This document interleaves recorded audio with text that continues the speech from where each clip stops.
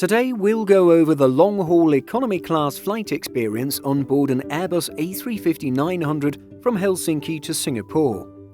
This video will first go over some trip background and how we chose Finnair over competing airlines. We'll then move on to reviewing the actual flight, and then at the very end, we'll wrap things up by offering some thoughts and opinions on the Finnair long-haul experience in this particular cabin class. So, let's get started. So how was Finnair chosen for this trip in the first place? With our reviewer originating in Vilnius, Lithuania and having a final destination of Kuala Lumpur, Malaysia, the itinerary would be a two-stop trip with transfers at Helsinki and Singapore. Obviously a step down from a single-stop itinerary, there should be some good reasons for enduring the torture of two airport transfers. Well, Finnair was chosen for a handful of reasons. First, it was a new airline for our flight reviewer, which would obviously offer a whole new world of experiences to write about. Secondly, the only single-stop itinerary that was on offer was from Turkish Airlines. While the Turkish carrier offers a checked bag as part of its lowest fare, unlike Finnair, it was also significantly more expensive than booking with Finnair. Instead of paying about $1,300 per passenger with Turkish Airlines, our traveller paid the equivalent of $920. This Finnair ticket was slightly higher than the lowest available fare, as tickets included one piece of checked baggage per passenger, as well as a reduced penalty for flight changes or cancellations. And finally, in researching Turkish Airlines equipment flying from Istanbul to Kuala Lumpur, it was clear that the airline was using its older Boeing 777-300ERs.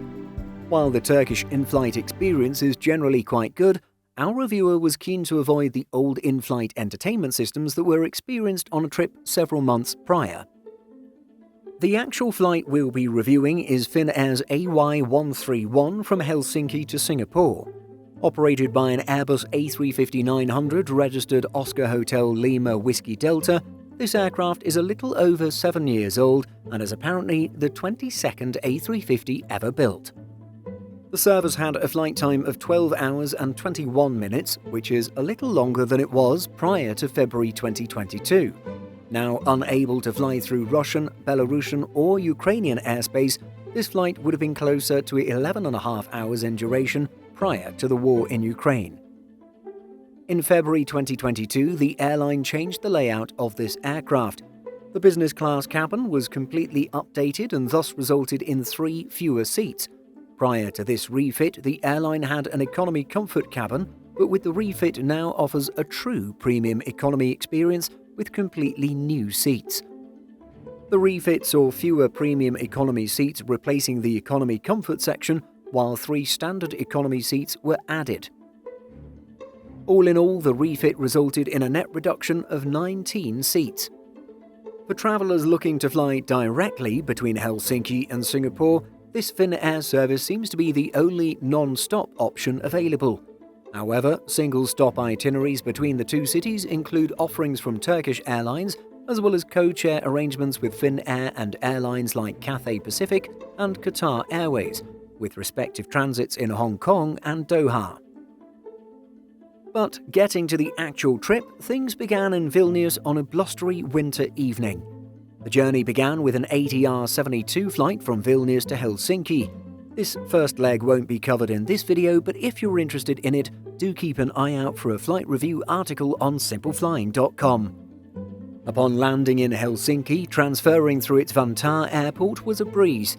No security screening was needed in the transfer process, while border control was quick and easy. This may have been largely helped by our late weekday evening transfer time. The airport itself is beautiful and spacious and surprisingly quiet, even for 9 p.m. on a Wednesday night. After waiting for about 3 hours, boarding for our long-haul flight began.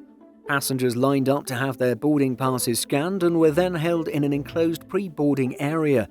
The area, which offered a great view of our A350, had plenty of seating and even included a rocking chair and recliner. The calls to actually board the plane were interesting, as there were really only 2 calls, one for business class and elite status members, and another call for everyone else. This was quite a different experience from other airlines which might have up to 5 boarding zones in addition to pre-boarding for families with small children and others needing extra time. This ultimately meant a free-for-all rush to the jet bridge, although everything seemed quite calm and civil. It's ultimately less work for gate agents to enforce a strict boarding order, but it would be interesting to know how this affects overall boarding time. Stepping onto the aircraft, the A350's interior was a calming mix of blue, grey and white. Walking back to seats 55A and B, our travellers were warmly greeted by flight attendants along the way.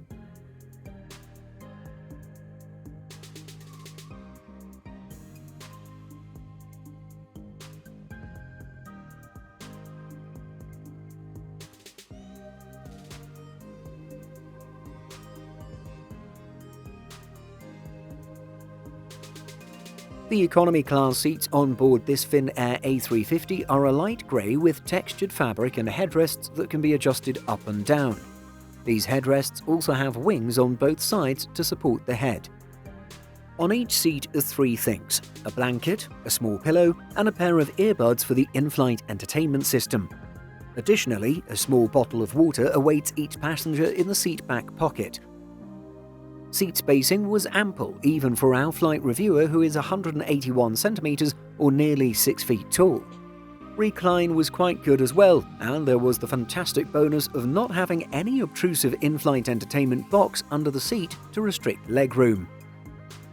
Laid out in a 3-3-3 configuration, these seats are stated to be 46 centimeters or 18.11 inches in width, with a pitch that SeatGuru.com notes is nearly 79 centimeters or 31 inches. All in all, the seat was comfortable enough for a long-haul flight, and our reviewer even got in a few hours of solid sleep. When it comes to the in-flight entertainment system, these A350 sport sufficiently modern equipment with large, fast and responsive touchscreens. While not Bluetooth compatible or supporting USB-C, the systems all had one USB-A port for charging devices and dual headphone jacks for audio, although single-prong earbuds worked just fine as well. There were no AC outlets for charging larger devices, unfortunately. The screens, unfortunately, were incapable of tilting. Again, this can present challenging viewing conditions if the passenger seated in front decides to recline. As for the content within these systems, there seemed to be a sufficiently robust offering of movies, televisions, music and games to entertain passengers for hours. On top of multimedia, passengers can access an interactive moving map as well as external cameras. One of these cameras appears to be located up on the vertical stabilizer, while the other is down by the front landing gear, perfect for passengers with a middle or aisle seat.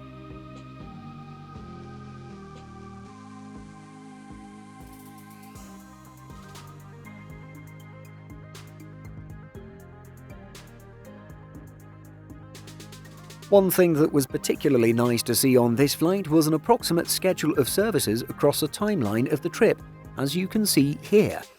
This gives passengers an idea of meal times and rest times, extremely helpful for those who want to make sure they're awake for a meal service. And speaking of meal service, our flight reviewer encountered something new when compared to all of their previous long-haul travel experiences. Finnair's general in-flight meal lacked any options. Essentially, if passengers failed to pre-select a specific meal according to their dietary restrictions, then they had no choice but to accept the main dish. In this case, it was tomato garlic chicken with quinoa. While a single main course option isn't exactly an earth-shattering change, it certainly was a surprise, since every other long-haul experience for our flight reviewer had 2 options to choose from. The main was accompanied by a bread roll and butter, as well as a pasta salad starter. For dessert, the airline went with a packaged chocolate-covered toffee-filled wafer, which seemed like a bit of a step down from a real dessert that would be in a little dish or cup of its own. While complimentary wine was offered with the meal, our reviewer went with the airline's signature blueberry juice. The second meal, which was either breakfast in the origin time zone or dinner at the destination, was a vegetarian lasagna with green lentils as the main filling. So how was the food? Our reviewer found the tomato chicken dish to be overly salty. This might explain the absence of any salt and pepper packets to adjust the flavour. Meanwhile, the accompanying quinoa was on the soft and mushy side, although it tasted okay. The quote-unquote dessert was fine, but also didn't feel like a true dessert either. The second lighter meal of lasagna was quite good. If you're hoping for something that's more of a light breakfast, then you might be disappointed due to the meal's heaviness. However, our reviewer found the lasagna noodles to be cooked perfectly and enjoyed all the melted cheese that was part of it. Beyond the in-flight meal and in-flight entertainment system, there are a few more things worth mentioning about this flight.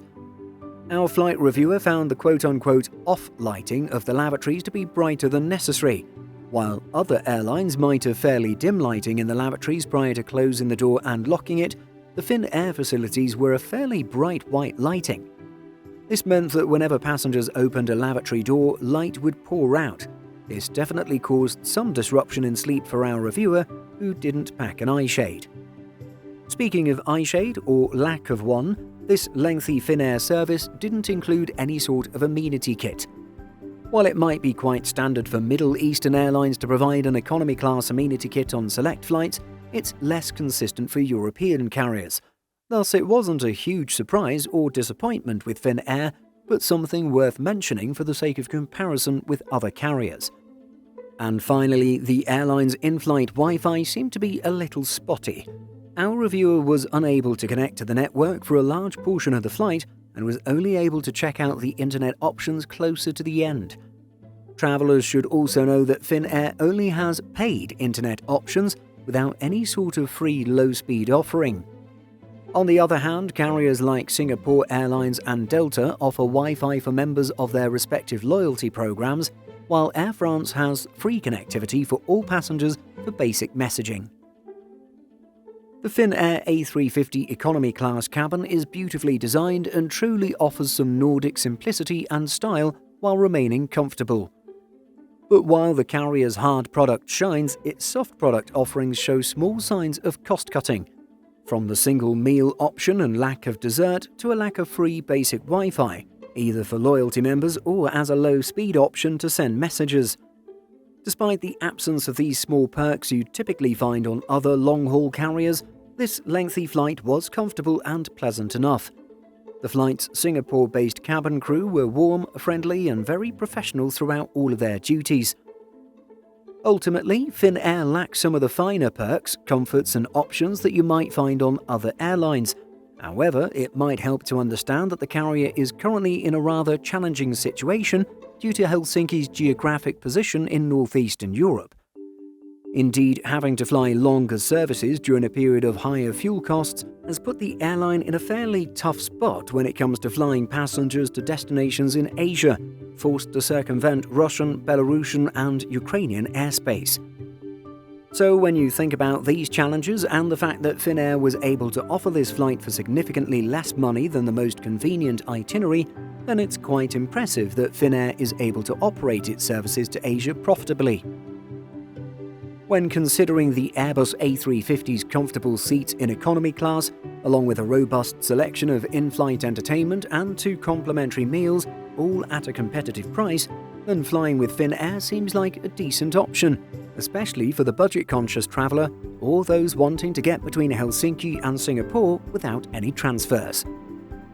So, what do you think of Finnair's long-haul experience in economy class? Is it an airline you would consider flying with? Let us know what you think by leaving a comment.